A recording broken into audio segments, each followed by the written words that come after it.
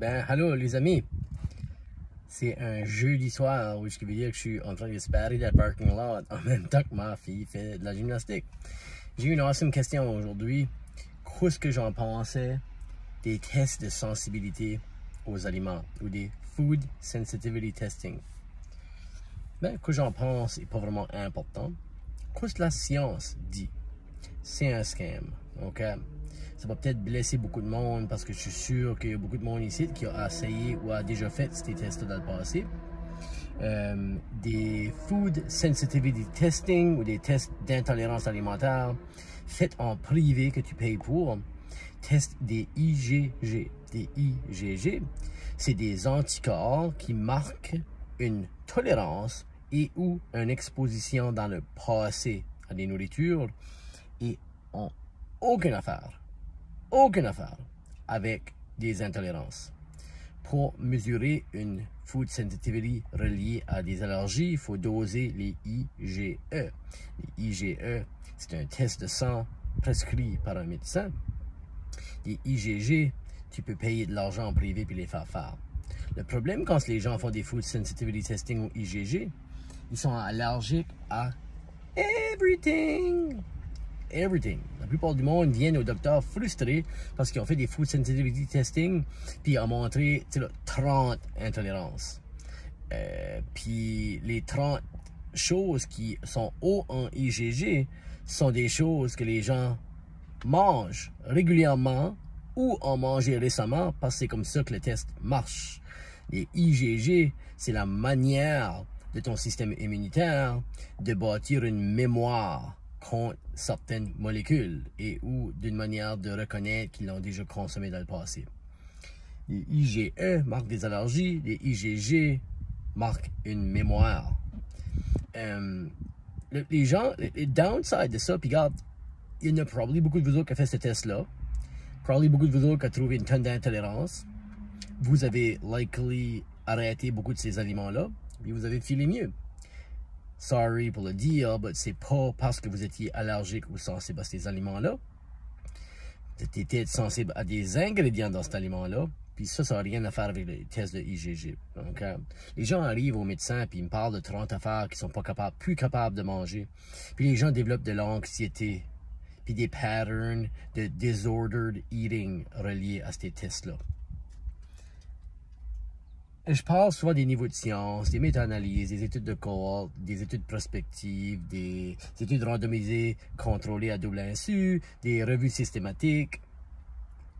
Si les gens qui te prescrivent ces tests-là sont pas capables de faire la différence entre ces études-là, puis sont pas capables de backer l'utilisation de leurs tests par des études de ces 4 hauts niveaux de qualité-là, c'est parce que c'est un scam. Puis newsflash, il n'y a pas de revue systématique, il n'y a pas de méta-analyse, il n'y a pas d'études randomisées contrôlées ou d'études prospectives de cohorte qui montrent qu'il y a any bénéfice à faire des tests de IgG. Au contraire, ça coûte de l'argent, puis ça crée de l'anxiété, puis les gens avoident des aliments qui sont pas utiles à éviter.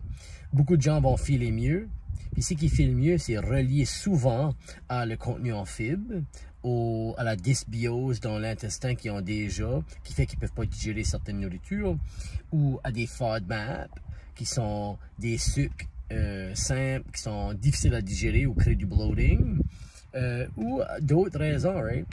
Puis, tu sais là, à un moment donné, je suis sûr que je ferai une vidéo purement sur le gluten, mais ça, c'est une des autres choses. Il y a zéro raison d'éviter du gluten, à moins que tu aies un test de sang qui montre une allergie au gluten, confirmée par une biopsie faite à la gastroscopie, ou que ton médecin t'a diagnostiqué avec une intolérance au gluten. Donc,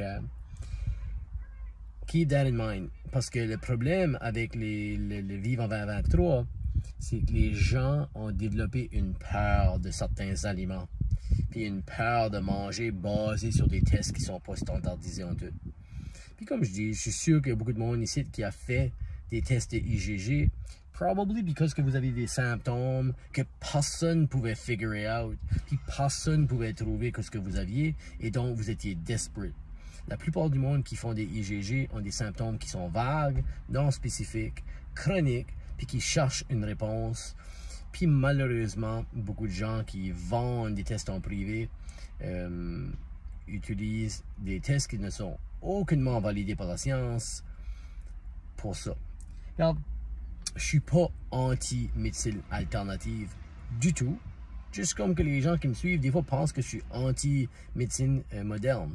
Je suis pro-science. Puis où est-ce que la médecine alternative fit et backée par la science, je suis 100% on board. Juste comme que je suis pas on board de choses dans les industries dans les pharmaceutiques, dans les pilules, les prescriptions qui sont faites, qui sont pas evidence-based. Parce que il y a un petit peu des deux qui se passent dans les deux domaines, right? So, en tout cas, je sais que c'est confusing pour la plupart des gens. C'est confusing pour les médecins. Là. On est aussi bombardé d'études conflictuelles. C'est pour ça qu'il faut se baser pas sur une étude, mais sur des analyses, des revues systématiques et des méta-analyses de plusieurs études pour faire des conclusions qui sont reliable, puis qu'on peut vraiment se baser dessus pour faire des décisions cliniques. Malheureusement, des food sensitivity testing sont faits avec les meilleures intentions par des gens qui ont les meilleures intentions, puis fournis par des professionnels de la santé qui ont des meilleures intentions. Mais malheureusement, doser des IgG n'a aucun rapport avec des food sensitivity. Ça, malheureusement, crée probablement plus de tort que d'autres. J'essaie pas d'être controversé by any means ou d'être, triggeré par ça, ou puis je veux pas me moquer non plus des professionnels qui font ça, parce que ils le font pour des bonnes intentions, puis je pense juste pas qu'ils savent mieux. Puis regarde, 10 ans passés en nutrition, je savais pas mieux ni moi, faut aller basically chercher de l'éducation de haut niveau par des gens qui ont des PhD à un degré universitaire pour aller chercher des formations qui sont peer-reviewed, revuées par des pairs de haut niveau. Puis, any recommandation que je vais faire ici en général va être basée sur de la science qui est de haut niveau. So, quand ce que je vous dis de quoi, il n'y a plus vraiment grand doute whether c'est vrai ou pas. Puis, si je vous fais des recommandations qui sont basées sur des niveaux de preuves qui sont bas et de pauvre qualité, je vais vous le dire avant ou après. Alright? Cool. Peace.